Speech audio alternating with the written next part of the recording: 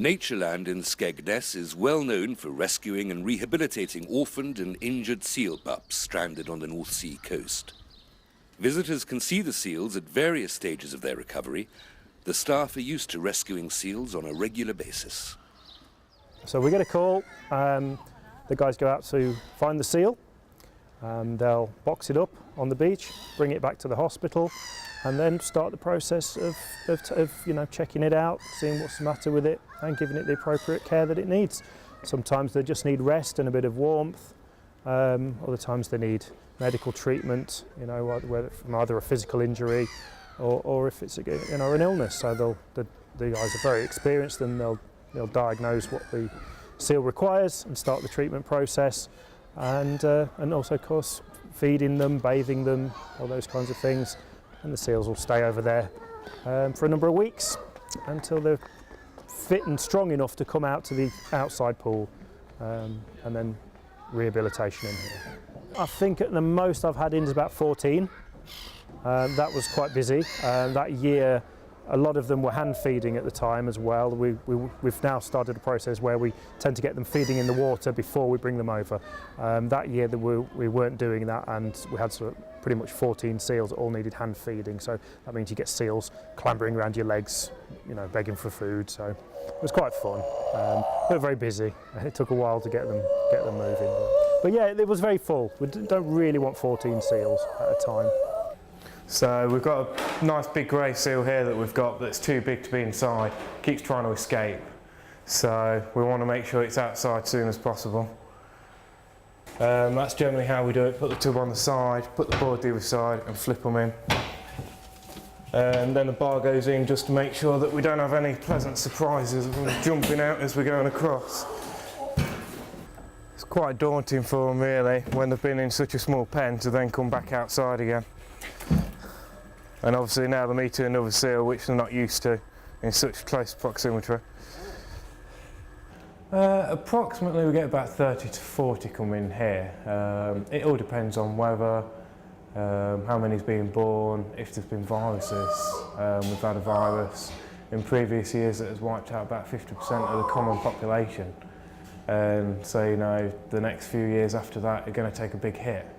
The main thing that we normally get is orphans. Unfortunately they've lost their mums far too early.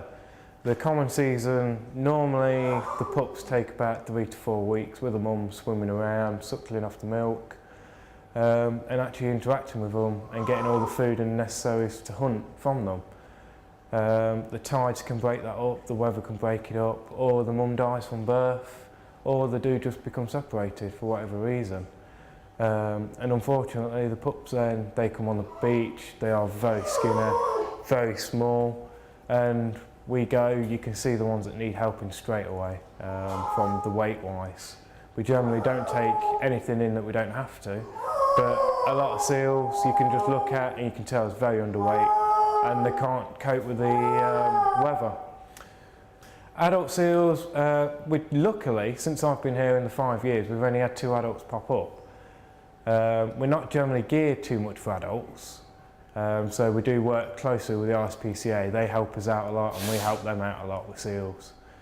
And we generally do well between each other. We just had an adult grey come in about 2 weeks ago, but luckily Mablethorpe, they helped us out with that one, and now we're trying to help each other out as much as possible. The communication that we've got between the 2 seal sanctuaries, if it can improve much better, is obviously better for us and it's much better for the seals. Certainly in the rearing pool here, really what I'm focusing on is getting these seals fit and healthy, which means getting them fat, which is good for a seal, as quickly as possible so they can be back in the wild and spend as little time as possible in captivity. So they're, at the moment they're eating around 6 or 7 pounds a day. If they get hungrier, you can feed them a little more. Each seal will get a vitamin tablet in its fish as well, just as a little booster for itself. And then after that it's kind of down to the seal feeds for the public. So we use the seal feeding for the public as the opportunity to feed the seals.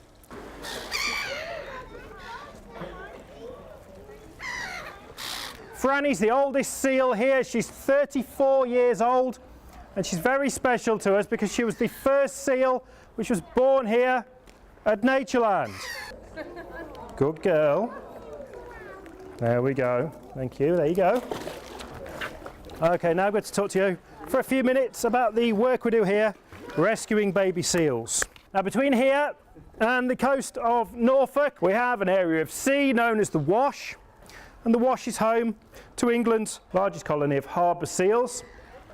There's around 2,000 to 3,000 harbour seals living in the Wash, and every summer they will have pups, and the mums will feed their pups for around 3 to 4 weeks, only a short time, but in that time they'll go from their birth weight of around 25 pounds up to about 60 pounds as the mothers feed them on a very rich milk. At the end of that 3 to 4 weeks, the mother's milk will dry up and the pups will be left to become independent and learn to feed themselves, and that's the way things will go for baby seals most of the time, and it usually works out fine, but just occasionally they get into difficulties. They can be orphaned because their mums have died or they've got separated from them. They can be bitten by other seals, they can get bitten by dogs, they can get themselves tangled up in bits of plastic or fishing nets and catch things like seal pox, lungworm or pneumonia. Now, for those baby seals, it's a very different story, because without their mums to feed them, they will get weaker and weaker, eventually getting washed up onto a beach where, unless they're rescued, they will die of starvation or dehydration. Sometimes they're found by the Coast Guard or the police, who report the seals to us, and we go out and find them, we bring them back here and take them to the seal hospital where they get intensive care. We'll get this one down here, number 7, bathed, because then we'll move that one into the nice big pen. So as we're bathing that one, I'll clean that pen out and we'll get it done that way. I mean, support the rib cage, support the hips, so we don't do any damage to them. Sacks there just to make sure no one else gets damaged. He's used to that sort of routine now, you see, because normally you release the gate sort of thing and they just stay there back into a corner, but when that one does that, it's just easy enough just to go behind it, chuck the sack on top of it and sorted. Get used to it, and he knows that when he's in the bath he'll get a fish. Obviously some seals that we do having, you've just got to keep a good eye on in the bath, make sure that they're not struggling in any way. Always keep checking, make sure they're doing well. And then we've got the other end of the scale where they're so active that they're trying to get out of the bath, so you've got to make definitely sure they're not trying to jump over the side, which so far since I've been here we've had none do that, which is what we want, and hopefully never will. So it's just got a bit of Trigene in it, well, Anagene as it's now called. That's disinfectant that we use in the hospital, mix it with warm water, and we do all the pens this way every morning.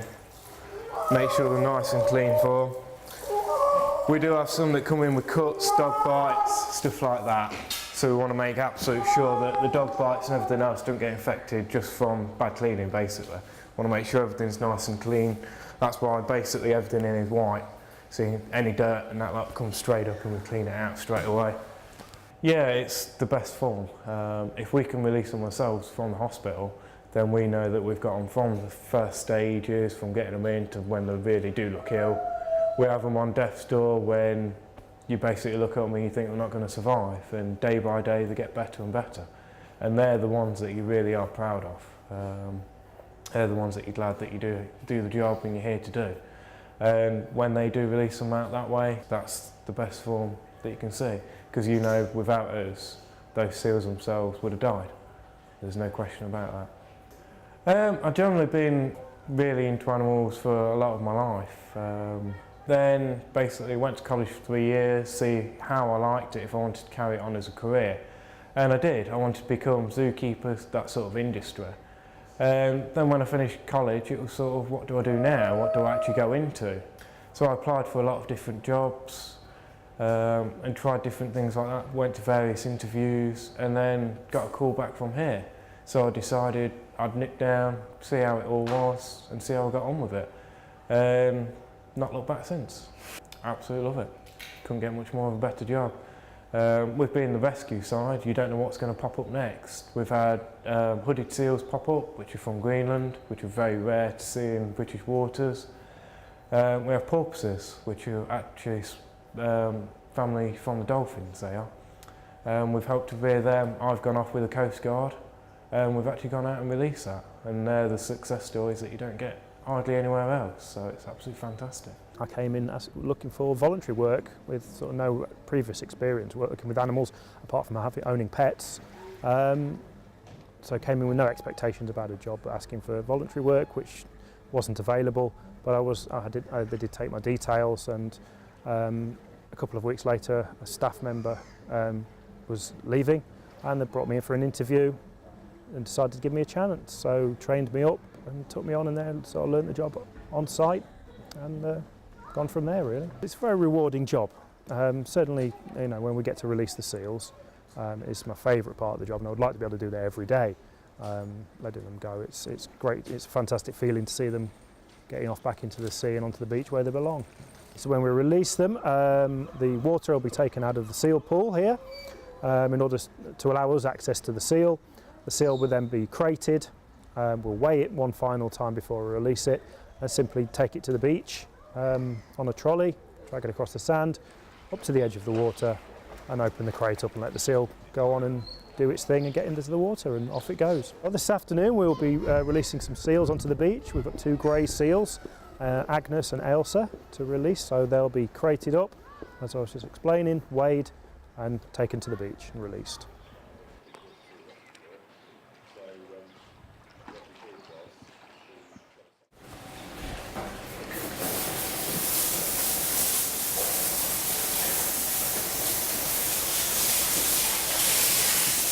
The main seal side of things, the seal rescue and the rehab, is my main job. It's what I love to do the most, and it's what we do the best. The other jobs and my other roles are the aquarium. I do that full time. I also look after the African grey parrots that we have here. The Floral Palace I help out on as well. Stuart, who works here when he's got his days off and stuff like that, I help and pitch in just to look after that for why he's not here. We have other jobs like the reptile house, Pets Corner and the birds. When other keepers are away, we'll help and pitch in, because it's all about the animals at the end of the day. We want to make sure they get fed, watered and cleaned for the best we can. And then my favourite ones, apart from the seals of course, and that is the meerkats that we have. Make sure they get cleaned out, get fed, which is their favourite part. We make sure we give them all bugs, make them all run around, and they're just absolutely enjoyable to watch, and they're absolutely incredible. I think they're always active. They're not one of these that you'll see sleeping in a corner. They're always up, as you can see, they're always on the back legs looking around. Everyone seems to find that quite amazing. They do just keep moving. Whenever we give feeding time as well, they're running about. I always have a walk up and down probably about 2-3 times a day. They relate me as food, so whenever the public's about as well, they see them darting up and down. They just love when we get a bit of sun out as well. You'll see them sunbathing, which a lot of people don't actually realise they do, but that's a really nice thing to watch. Right now, first stage of seal release will be to drain the pool to allow us to get the seals out of the pool. Getting the seal out of the water is impossible, so this is the easiest way to do it. Also gives us the opportunity to weigh the seals when we've got them and to clean the pool at the same time. These are wild rescued seals that would have been born up at Donanook, just up the coast a little way. There's a large grey seal colony there that's very healthy, and they would have been born around November and December time. 2 kinds of seals, both local, the grey seals, as I said, from Donanook, the harbour seals, or common seals as they're called, from the colony on the other side of the Wash. We have, 2 different kinds of seals. They are similar, but at the same time very different. Harbour seals are very calm and very quiet, not usually too much trouble. Grey seals are the polar opposite, a bit feisty, a little bit naughty, make a lot of noise and do like to bite. We're going to weigh the seals before release to keep our records up to date, so we know what weight the seals are. Well, we're hoping for around about 70 pounds for the seals to be released at this time of year. It's a little colder, so we let them get a little bit extra weight on them this time.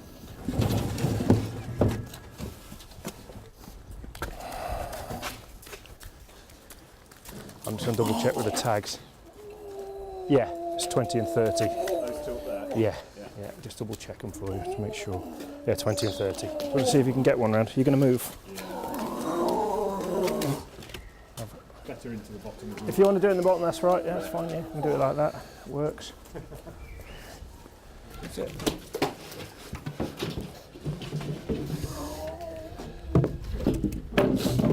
All right, you ready? Yep. Ready? That was fine. Yep, easy. Can be a little bit more difficult, but that one's going. This one's going nicely so far. There we go. Come on then. Yep.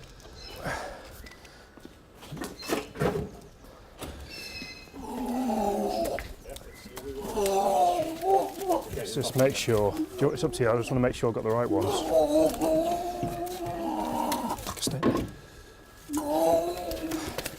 Just stay there a second. I think it is. I just want to make sure. Yeah, we've got that. Yeah, that's the one. If you're going to back up, go on. If you go that way, that's it. Go up. Sit. Go on. I've got the side. Yeah, great. Well, she was a little bit more grumpy, but again, not too bad, that one. So yeah, we're just sort of showing them where to go, because they're just trying to get away from us, you know. So as long as we can steer them in the direction we want them, it works. So there we go. Okay, good. Let's get some sort of flat ground. There we go. Yeah, it's a bit uneven now, don't they?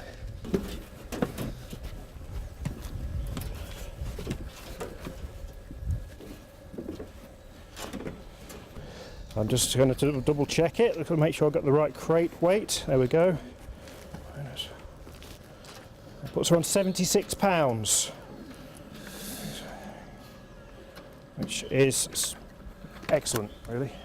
Yeah, you do have a personal relationship with them, and you do, you know, some of them can be tricky because some of them do look very similar to each other, but they've all got individual little personalities, and certain ones will stand out as strong characters.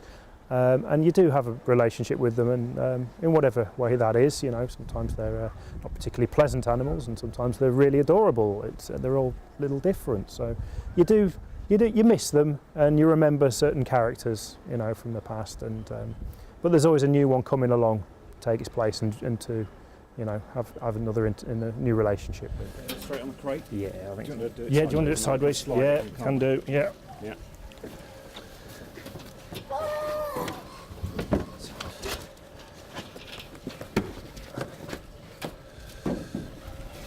Roughly the same there. Oh yeah, brought them with you. There we go. Right. Okay, so they can sit quietly now for a couple of minutes while they tidy away.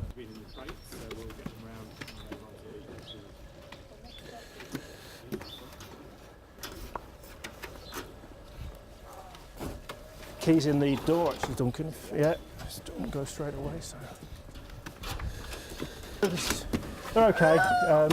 They're not super keen on being in there, and you'll see when we get to the beach they like to get out, but they're okay.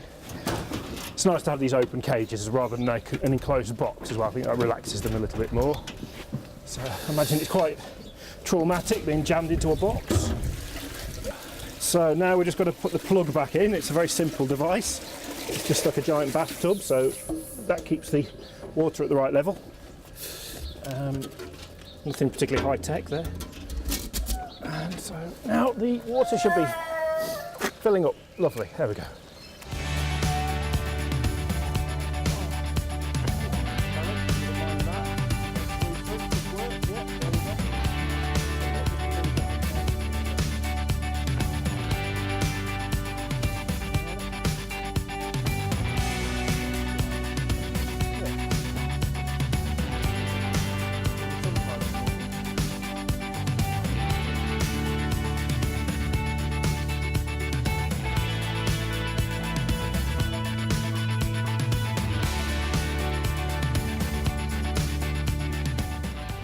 We'll average out 30 to 40 seals throughout the year. You know, that's split between the greys and the harbours, and different years vary. Sometimes we get more harbour seals than greys and vice versa.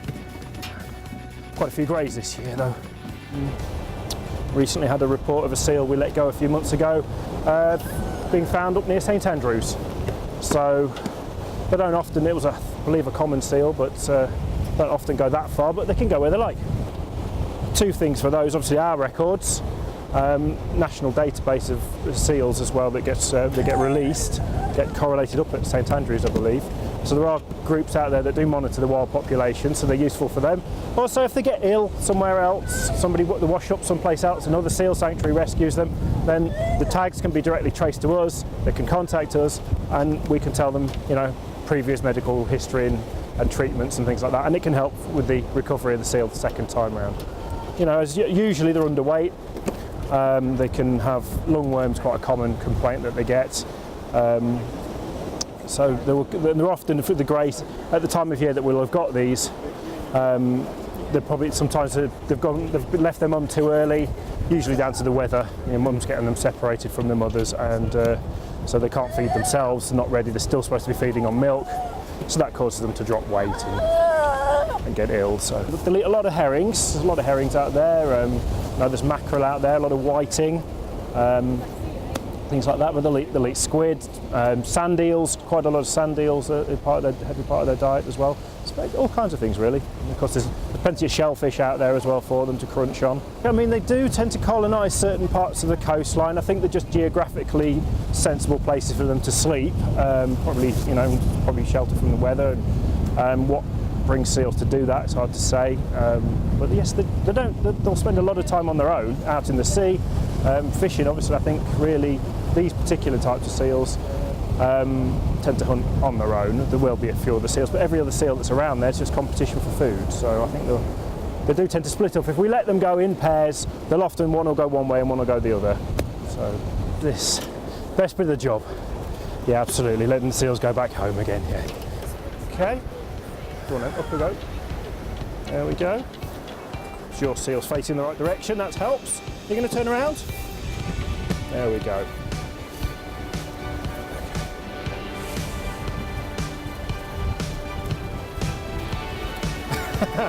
That's the wrong way. Come on.